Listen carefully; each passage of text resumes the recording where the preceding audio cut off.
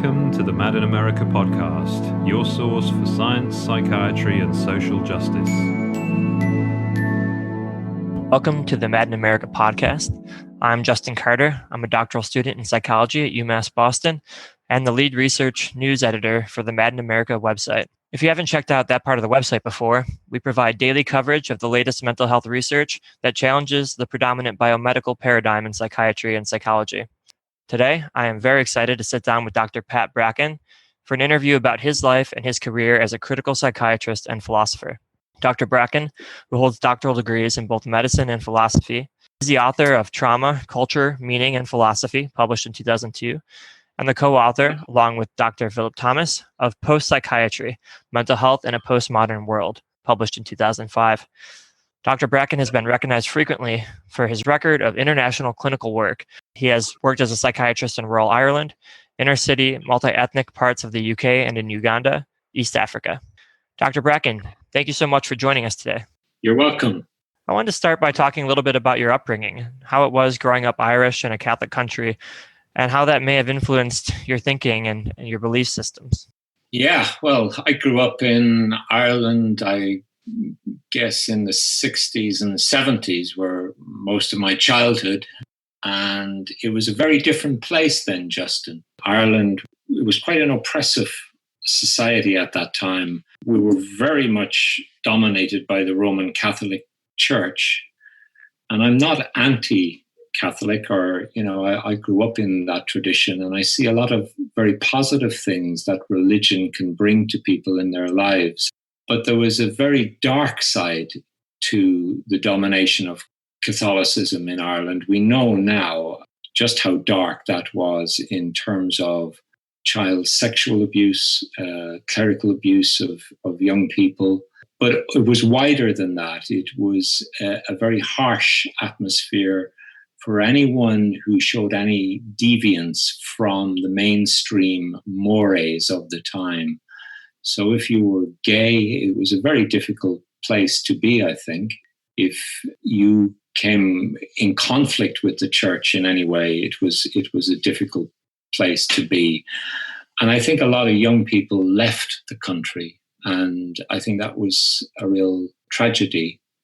It was also the 1970s when I was starting to think, I guess, and become a student. Of course, we were in the middle of what we now euphemistically call the Troubles, which was a war going on this island, and that really had fairly major implications for all of us. Even though I lived and studied right down in the south of Ireland, the conflict in the north of Ireland was never far from us and dominated the political scene of the 70s and well into the 80s.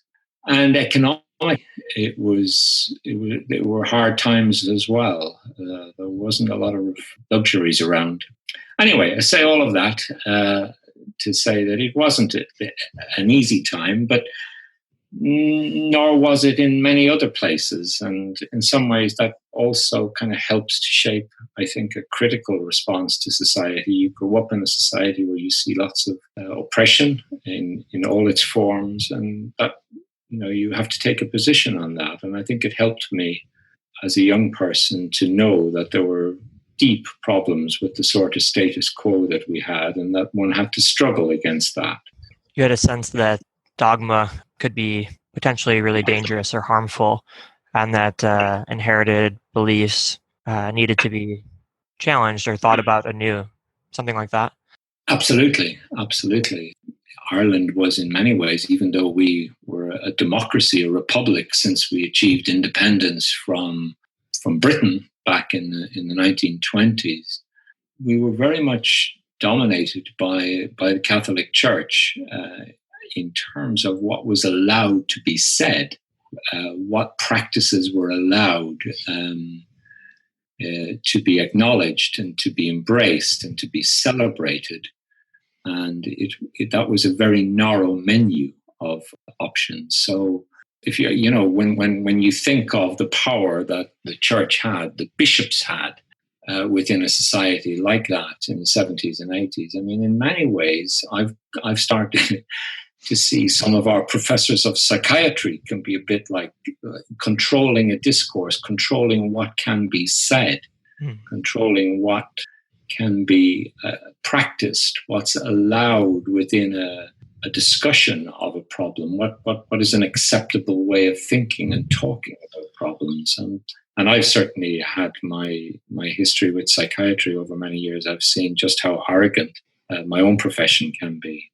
You've got a really sort of nuanced and complex point to this. It's that the dogma can be dangerous, and yet also with religion growing up, you saw it offer something to people in your family and your parents you mentioned during times of crises, and so that the tradition can also be helpful at times, even if it needs to be challenged. And so bringing that sort of nuanced and sort of complex understanding into your career as a psychiatrist, I'm wondering, when did you decide to set out on a career for psychiatry? How did you decide you wanted to become a psychiatrist? Very early on, actually. Quite unusually, I think. I wanted to be a psychiatrist before I started training in medicine. I did medicine. I studied medicine to become a psychiatrist, to get into the field of mental health. I don't know why, but from a very early age, I became interested in madness. I was very interested in art, extreme states as a youngster in the 1970s. I was fascinated by things like surrealism. And what I got from that was a really positive perspective on difference and deviance from norms and craziness, I guess. Perhaps naively, I thought that practicing in the world of psychiatry would be, to make a living, to make my life in that area, would be a straightforward kind of process. Like many people in the 1970s, I read R.D. Laing's book, The Divided Self, and was fascinated by it. Not that I agreed with, not that I understood it, I don't think at the time 100%, but the way Laing wrote was compelling. It was infused with a passion for the subject that I think a lot of people got from that work. And it's not that one would agree with everything Laing wrote or everything he did, but there's no denying just how passionate the man was and the imagination that he brought to the territory of, mental illness. At that time, people with any kind of serious mental health problem was locked up in great big asylums. They were kind of uninteresting. They were places you didn't want to go. They were, literally called pits. They were places out of mind. And what Laing did, I think, was to say, these people are fascinating. These people are interesting. Their take on reality is something that needs honoring and needs exploring and needs a whole different kind of way of thinking about. And I think I got some of that passion from reading him and other people at that time. And I just wanted part of that. So I studied medicine without any I don't think I would have practiced any other kind of medicine. I just wanted to get straight into the world of madness. And that's where I embarked on training in medicine. And then when I graduated in the early 80s, of course, I found myself in the reality of psychiatric system in Ireland. I found after a couple of years, I felt I couldn't continue with this, the contradictions between caring for people and trying to understand them, and at the same time, the power and the control that went with psychiatry. Those kind of contradictions were very hard to live with. That was my trajectory into the world, And I hear the contradiction between wanting to understand and care, and also the sort of power over and authoritarianism that can occur in these environments. I'm also hearing a contradiction between sort of approaching madness through the lens of art or literature or philosophy and approaching madness through the lens of empirical science or sort of a purely biological psychiatry. So what was it like for you coming from this interest in art and approaching madness through that lens to then be in medical school or then be in, psychiatric training, where maybe the lens was very different? It was different. It was different, but in a funny way, I graduated from medical school in 1982 and then did my intern year. So I started really practicing psychiatry in 1983. At that stage, the DSM and the full kind of impact of biological psychiatry hadn't happened. This is the very early 80s. So their psychoanalysis, for example, still had a role in terms of our training, and other approaches weren't dismissed. There was quite a strong, in the UK, for example, there was a strong empirical tradition of social psychiatry. In fact, at that time, I think training in the early 1980s, from a theoretical point of view at least, psychiatry wasn't as dogmatic. It's hard to imagine it, but it wasn't as dogmatic as it has become, I think, at that point. And so there were a few writers, there were a few people exploring things within psychiatry at that time from an analytic point of view, from a psychotherapeutic point of view. But my own trajectory was that once I left medical school and got my exams out of the way, I started studying philosophy. That's when I got into philosophy, because I was, when you're into the world of studying psychiatry, you're reading about the mind and the body and the relationship between the mind and the body and society and all those kind of ideas. My immediate sense when I came to psychiatry was the thinness of our understanding of some fundamental concepts, that we were building an empirical science on very, very dodgy foundations, conceptual foundations. So I started studying philosophy. I went into philosophy and very, after a number of years studying philosophy of science, ethics, and other things, I became fascinated with the work of Michel Foucault, who, of course, spent a lot of his time studying the history and assumptions, practices of psychiatry and where they came from.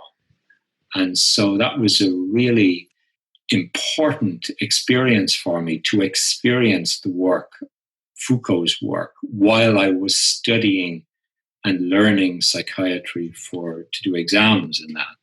And I've always kind of felt about it that I kind of ended up learning, because what philosophy gives you, philosophy is about questioning, never being happy that you've reached the point where you have all the answers, because it just keeps questioning. There's always more questions. The point I'm making is that I learned my psychiatry from kind of outside.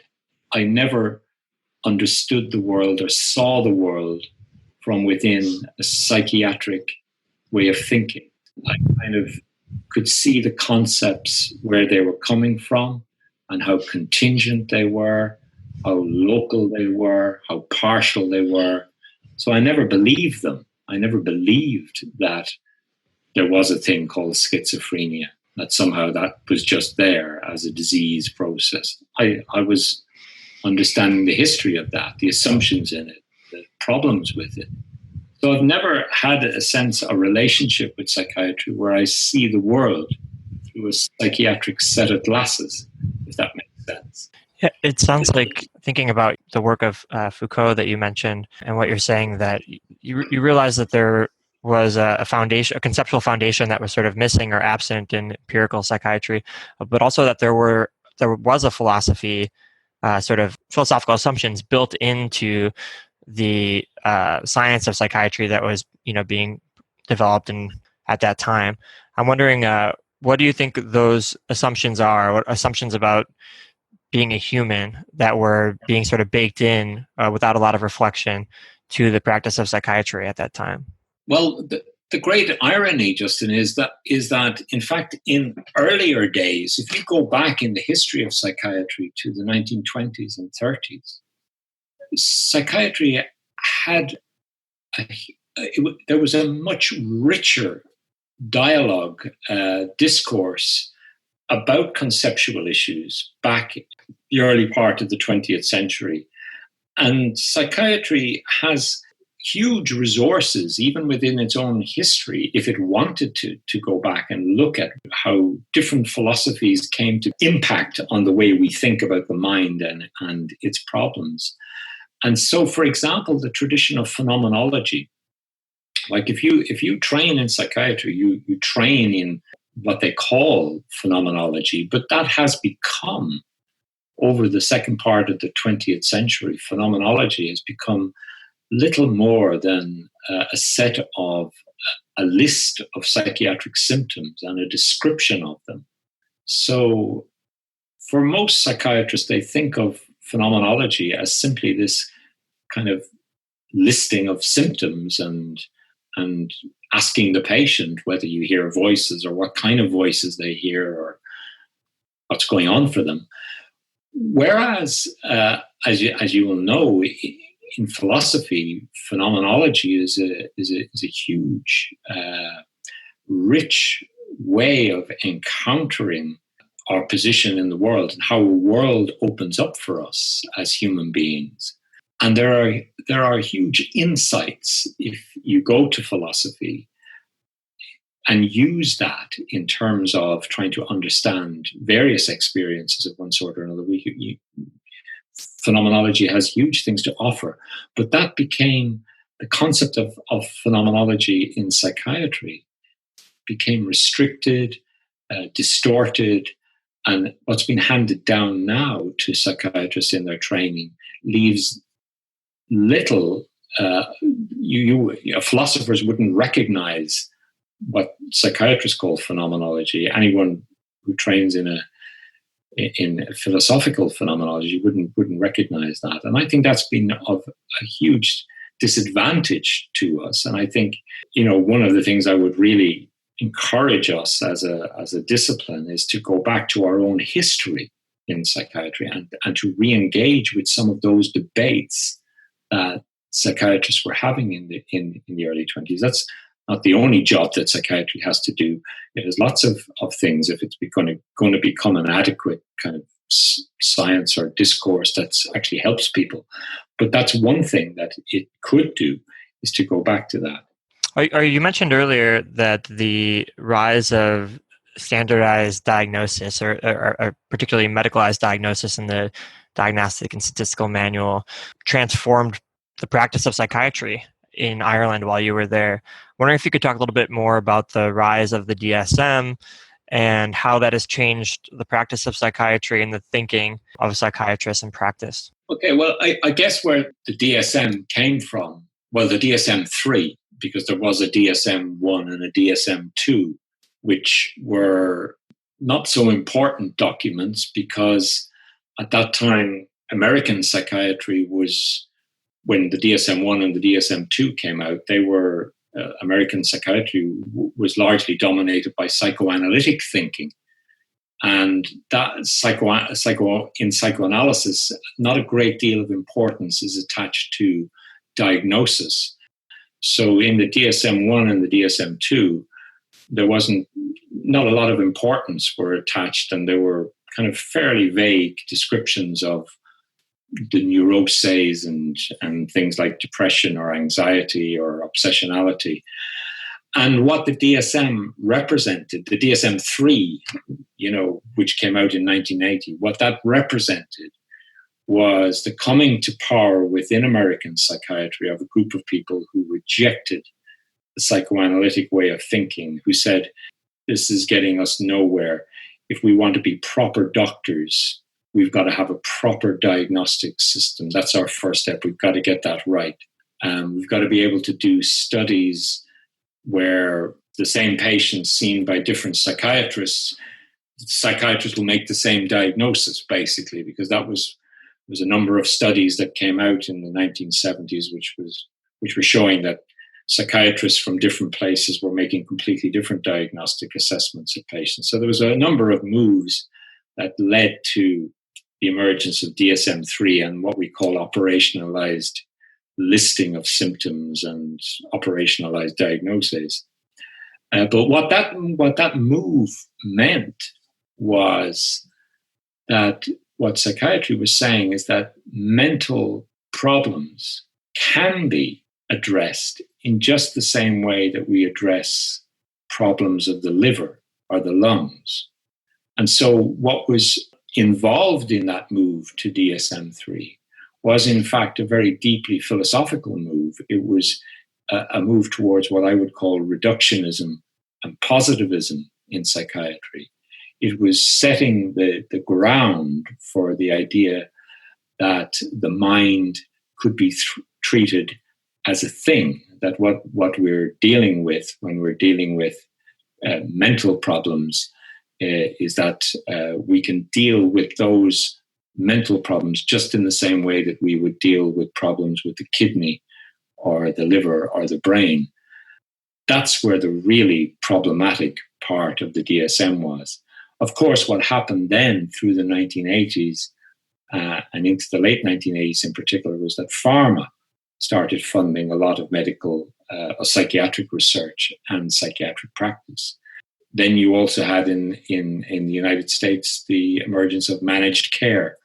So all of those factors came to produce a psychiatry in the late 80s, 90s, and into our own time, which has become really conceptually very impoverished, very much modeled on making quick diagnoses with a list of symptoms and applying a drug to the problem. And that kind of psychiatry is an anathema to me. I find that just is simply, that does a lot of violence, I think, to the reality, the messy reality, the complex reality, the encultured reality, the embodied reality of people's problems. Just approaching it through that very simplistic, narrow approach, I think, can do a lot of violence and leads to a lot of suffering, and I think has led to the sort of problems that you guys in Mad in America are addressing today, and have done for the last number of years. Thanks. And certainly here at Mad in America, but also a lot of organizations and mental health professionals have become strongly critical of the DSM and the similar ICD internationally. And after the DSM-5, as you know, there was quite a bit of pushback. And so there were critiques, but then there are also some alternative pathways that have been offered, some on the socio-political end, like the power, threat, meaning framework from the British Psychological Society, and then others that seem to be really sort of doubling down on finding answers in the brain, like the RDoC initiative from the NIMH. I know you've written on RDoC, and I'm wondering about what your ideas are about the alternatives that have been offered and where we might go from here diagnostically, what a solution might be or an alternative might be that could embrace the sort of perspective that you're talking about. Yeah, and I think you've outlined where we're at very well there. Quite incredibly, the response to DSM-5 from psychiatry has been a redoubling of reductionism, and the RDoC, is a disaster as far as I can see. It has consumed billions of dollars and has delivered nothing. It's incredible. If this was in any other branch of medicine, it just would be scandalous. If the whole United States research budget on cancer for a period of 10 years had failed to deliver anything of use to patients, people just wouldn't stand for it. But somehow these people have been allowed to get away with this scandalous waste of resources. But it's not just RDoC. The Lancet World Psychiatric Association, Lancet Psychiatry World Psychiatric Association Commission report, which came out last year, I think, or the year before, which drew on psychiatrists from around the world, imagining what the challenges are and what the future would be. And obviously a lot of thought was put into it, but it's really sad that the imagination is not there to, again, it comes back on seeing the future in a very medical kind of from a very medical point of view, that the job is, more biological research, neuroscience, genetics. It's a highly technicalized understanding of the field of mental health and where progress will come from. And it just really is missing, what is happening in the world and the exciting things that are happening in the world of mental health. In my career, Justin, the most exciting thing, the most important thing has been the rise of what we over here call the service user movement, or I guess in the States people would talk about the consumer movement. And of course, that's multivaried. People come at that from different points of view, but it's an amazing phenomenon that's happened in the past 20, 30 years, that people who experience mental health issues, crises, difficulties, have started to articulate that and found a way of articulating that, and have come together in groups of different sorts and started to campaign and challenge. And that, to me, is the most important thing that's happened. It's the most exciting thing that has happened in the field of mental health. And the challenge for us professionals is to find ways that we can open up spaces for dialogue. And to do that, we have to change the way we think about knowledge and expertise. And we have to move substantially away from the idea that we've got to be doing more research and we have to be doing more investigations, and that the future is about our science and our way of training ourselves. That kind of way of thinking, as though somehow there is some kind of singular truth about mental health and mental illness that psychiatry or allied professionals have, to think like that is to go in the opposite direction, as far as I'm concerned, from what is needed from us as professionals. We have to substantially move away from the idea that we've got some privileged source of knowledge and science about mental illness, and actually go right back to basics and say, what kind of space, what kind of thinking do we have to nurture within ourselves and our profession that will allow us to actually engage in genuine dialogue with people who come to services for help? Now, a lot of people, as you'll know, are anti-psychiatry, and they say, we don't want any help from you. Get off our back. Thank you very much. And I respect that position. But I also do see as a doctor that for many people, mental health problems do have a bodily component. We are embodied creatures, and our suffering and our distress emerges in that context. And I do think that there is some role for medicine to play in helping people. And I guess that's the job then, is to find a way of doctors and others how we can do that without oppressing people. And to me, we have to turn to sources of thinking, of ways of thinking and of ways of being as professionals that will allow us to enter into dialogue. And I find that the future for us is going to things like the work of Paulo Freire in education and the notion of critical pedagogy, to feminist philosophers like Judith Butler and others who've challenged the notions of objectivity and that idea that there is a singular position within science that reveals the truth, that in fact science is always a, quote, man-made thing, and there are always assumptions and always values, always priorities, always prejudices built in, no matter what that science is. And, the sooner we get reflecting on those things, the less oppressive will be our practices. I'm also thinking of things like post-colonial studies, where people challenge the authority of a Western way of mapping the world and understanding the issues that face people in the world. I'm thinking of queer theory and the way in which gay people and others have challenged in the last 20 years normative sciences and ideas about sexuality. So there are now real traditions of scholarship, of reflection, of analysis that are about challenging privileged notions of knowledge.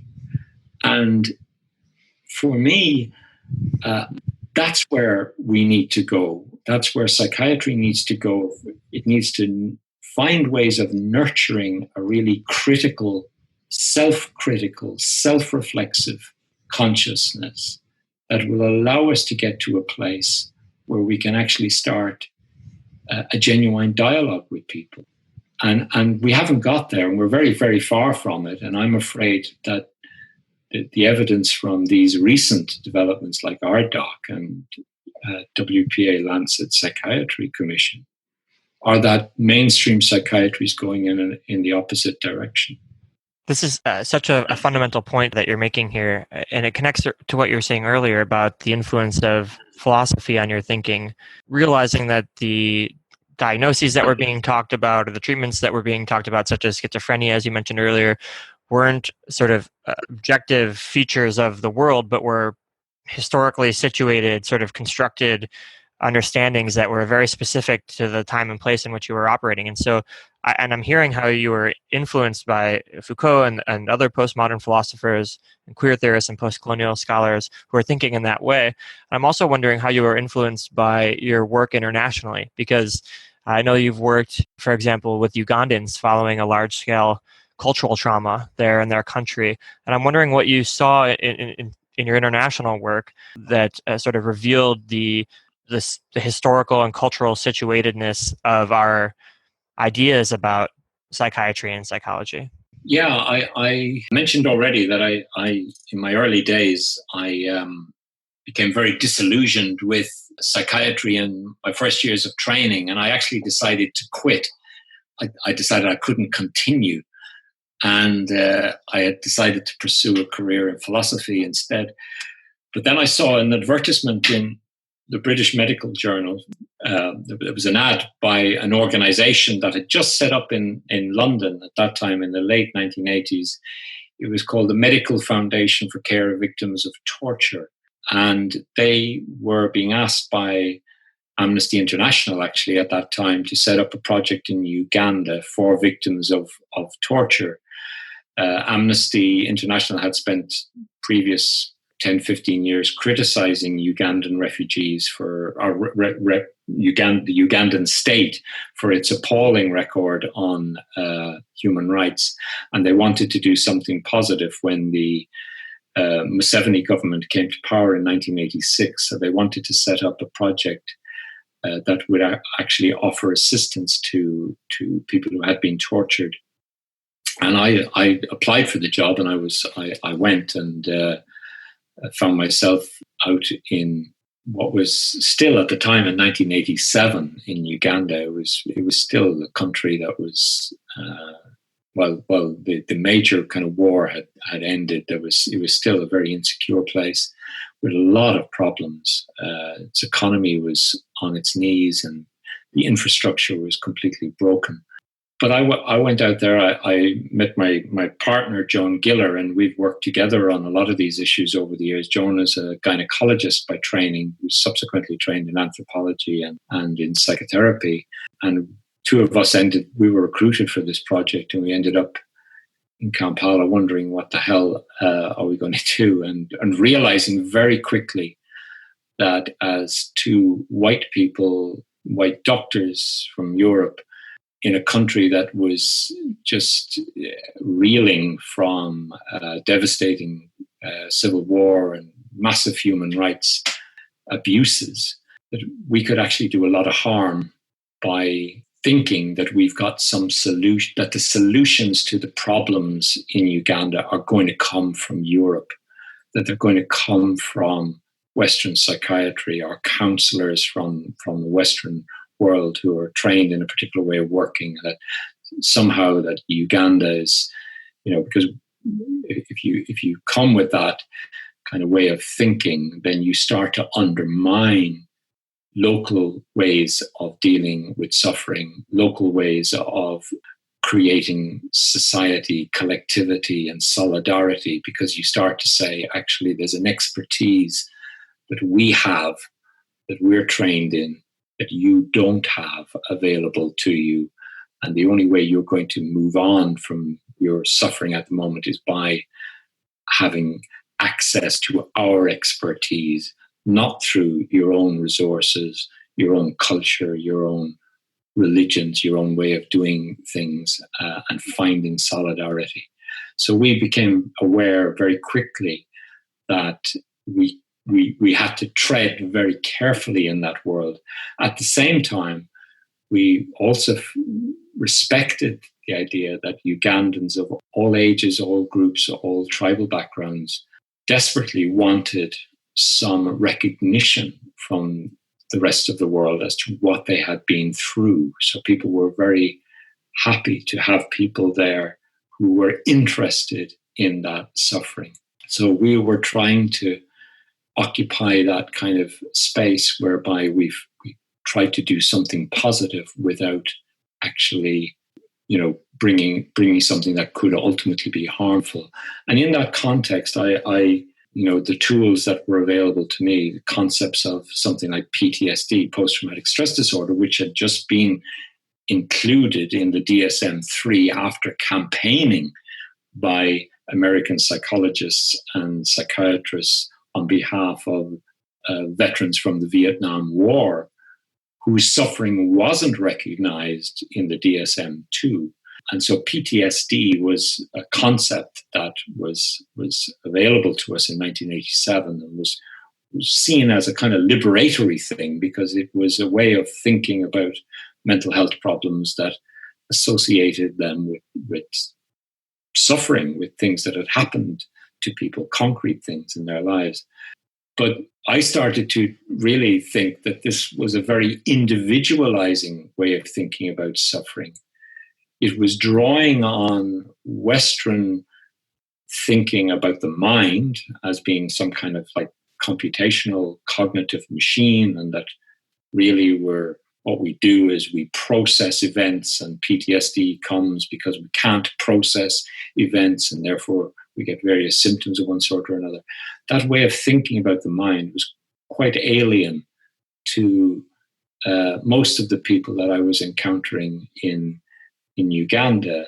And to start using concepts like processing, to start using concepts like PTSD was bringing in a whole cultural baggage to bear on people and their suffering. And so I started to become very disillusioned with that whole discourse. And that's where my book on trauma emerged from, really, was me really trying to understand where that concept of PTSD had come, what assumptions were built into it, and were there other ways that we could start to think about suffering that didn't leave out culture, that didn't leave out social context, that didn't leave out meaning, and that would allow us then to start thinking about how we could really help people in much more practical ways.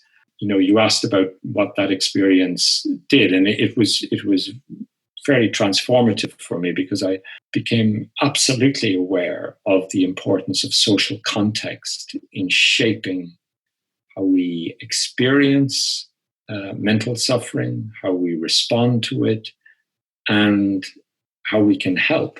And we can't do any of those things without understanding the context in which people are struggling. You've mentioned the Lancet Commission and the larger sort of movement for global mental health, and the sort of assumption that's baked into that movement, or that critics have seen as being baked into that movement, is that there's a sort of a paucity or a complete sort of vacuum of mental health care in developed, low and middle income countries and developing countries, and we need to bring Western ideas, like you're saying, to the people in those areas.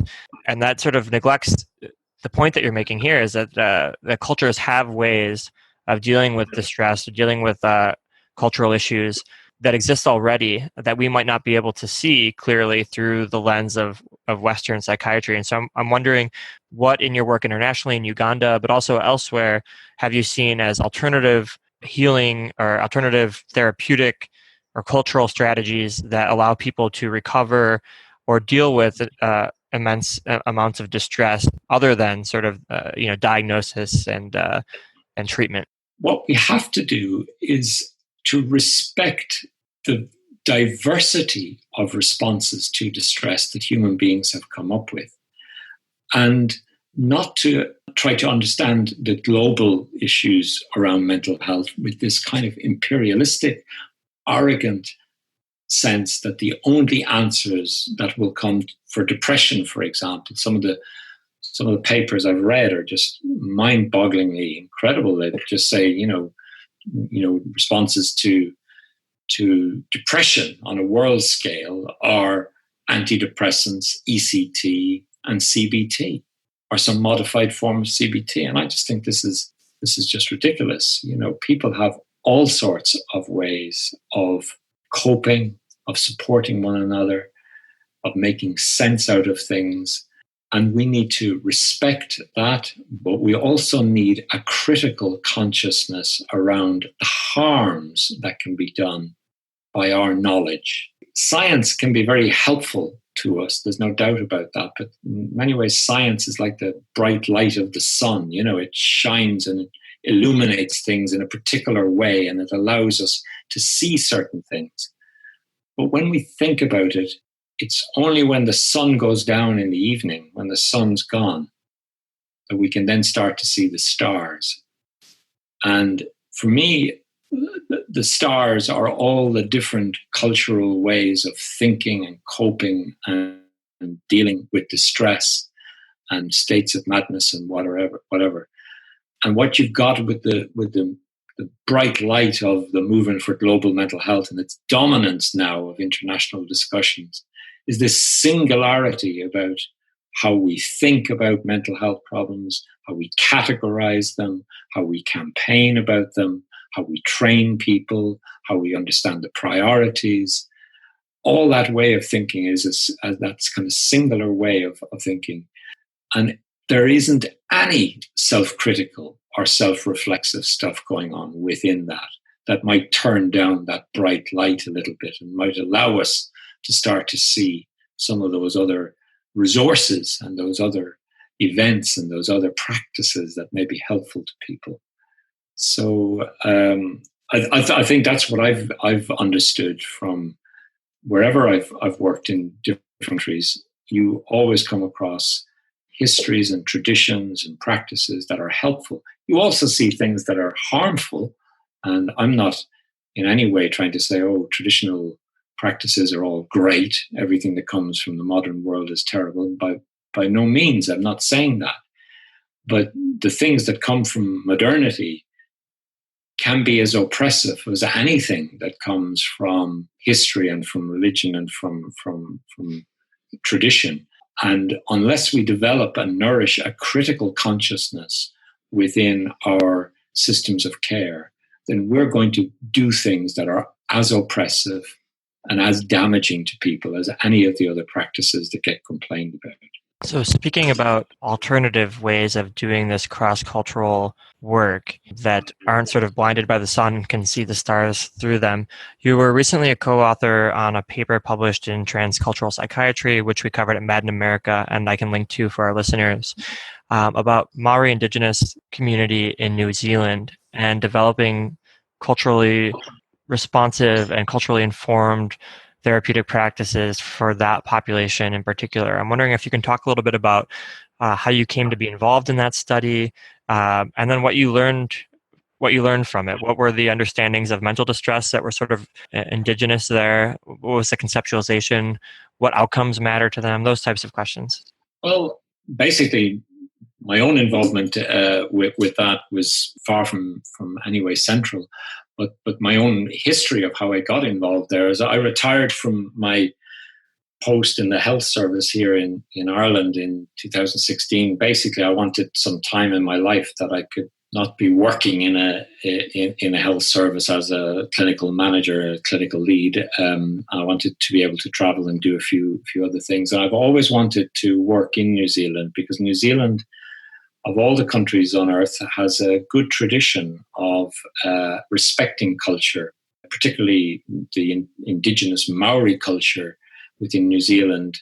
There has been a real, I think, respect for that within ministries, within training programs, etc. And they have set up a lot of different services that work as cultural services alongside traditional psychiatric practices within New Zealand. And there's some really good examples of that work. And I read about this, and I've been very interested because I've worked in services, particularly in the UK, that were struggling to cope and offer something positive to immigrant communities, minority ethnic communities in the UK, in cities like Birmingham and Bradford.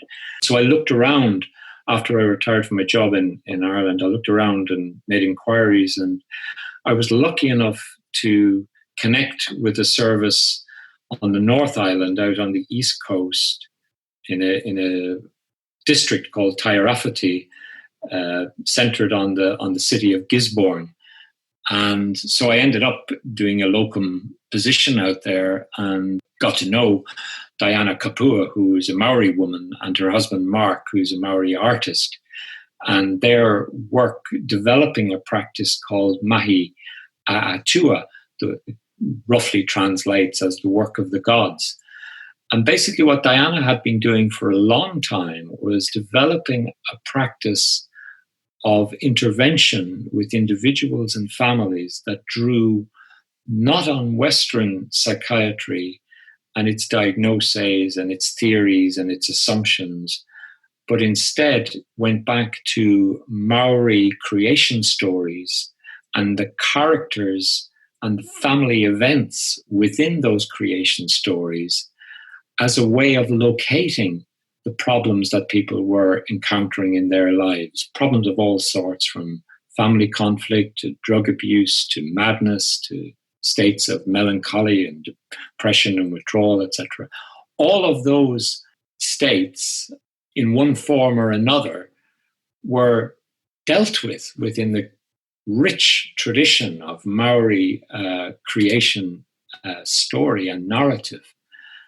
And what Diana was doing was developing a practice that when the individual would come for help, or the family would come for help, you didn't start by trying to make a diagnosis and rush in with a drug or a treatment of one sort. You started talking about those creation stories and finding one that perhaps had echoes or resonances with what were going on. And you got all the people, because Maori culture is very family-centered. They talk about whānau-centered systems. And when we talk about the family, we're talking about the wider family. In Maori culture, the family is not just the nuclear family, it's much wider. So when you're talking about family meetings, you can have a whole room full of intergenerational and cousins and aunts and all sorts in there. And it's about, their approach was about getting all of the people talking and engaging in a dialogue and a discourse using not Western psychology and its assumptions, but Maori psychology and its histories. And I was fascinated with this, and I was lucky enough to come to Gisborne at a time when Diana had actually set up a training program in this process. And so I was able to participate in that. But what struck me was that to make that really come alive, that there needed to be a critique of Western psychology, because my experience was, when I looked around in New Zealand, was that while there was great respect for these practices and Maori cultural practices in particular, actually the mental health system still worked according to a logic based in Western psychiatry and psychology. And so the whole mental health law in that country is set up around a Western psychiatric way of thinking. The way in which psychiatrists are trained, the way in which decisions are actually made in practice, in teams. While there was respect for the cultural workers and their inputs, when it came to the crunch, in the end, the Western psychiatry was dominant and seemed to be, that's where the power really lay. And so I think what I was able to bring was critical psychiatry in combination with an indigenous psychology. That combination where you crank down the power, the authority, the deference paid to Western ways of thinking and its assumptions and practices, and you start to point systematically to the downside of interventions that come from, say, for example, placing someone with a diagnosis of schizophrenia on long-term depot neuroleptic medication that really restricts that person's life, that you actually critique that and try to find ways of not doing that. Only in that context does the real power of the indigenous psychology and ways of working that come from that really start to flourish. And that was interesting to see that. And Diana was an amazing woman. That's what she was about. And so I got on very well, and I had a really nice time. I was only there for a number of months, but that's where that paper came from. And the lead author is Diana Kapua. As I say, I contributed to it from that critical psychiatry point of view. But really the real originators and the people that know about that practice are those Maori workers themselves. Yes, and we are doing a podcast interview with Dr. Kapua as well. So I'll also direct listeners to that interview in the links. So this article, the critiques have been published, and then some of these alternatives to the Western global mental health movement are starting to be published, and this was published in a well-respected journal, Transcultural Psychiatry. I'm wondering what you think about whether mainstream mental health in the West will learn from this. Will this be absorbed? How will this be made sense of? What do you think the likely response is from sort of the powerful center of psychiatry and psychology in the West? It depends what kind of day you get me on and how I answer that. If I'm feeling pessimistic, I'd say there will be no listening at all. On a more positive day, I think, yes, there are hope. I can be hopeful. Our own Critical Psychiatry Network, for example, has grown and has more people involved now than it did 20 years ago when it started. I think there's beginning to be signs of a respect for critical thinking, and I think also an increasing respect for the gifts of indigenous cultures, what they can bring to us, not just in the area of psychiatry, but we have to start to actually learn from indigenous cultures, even about saving our planet. In indigenous cultures, like in Maori culture, for example, the natural world has personhood. So Maori people respect the world around us, the world that we live in, the forests that we live in, the land underneath our feet, the mountains that surround us. They regard them not just as resources for us to do what we like with, but in Maori culture, those natural parts of the world actually have a status close to us human beings and demand respect from us. They have in themselves a status within Maori thinking and Maori metaphysics. They have a status that demands respect in themselves. And I think that way of thinking about the world we live in, it's the only thing that will save us from destroying the planet that we're on and destroying ourselves.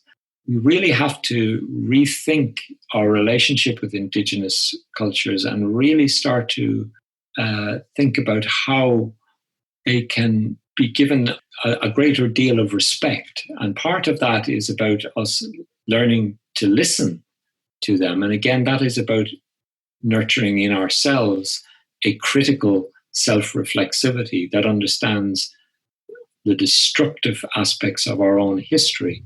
And that in the Maori context, that is about understanding the history of colonialism and the destruction wrought on Maori society by colonialism. And that's akin to what I was talking about earlier, Justin, which is about psychiatry learning to engage with its history from a self-critical, reflexive point of view that we can actually understand and come to terms with somehow the level of destruction that psychiatry has wrought in the lives of people with mental health difficulties. And only when we start to do that can we then move into a situation where we really start to respect the positive things that we see coming from people who experience mental health difficulties of one sort or another, and how we can actually learn from them, how we can create the conditions for genuine dialogue.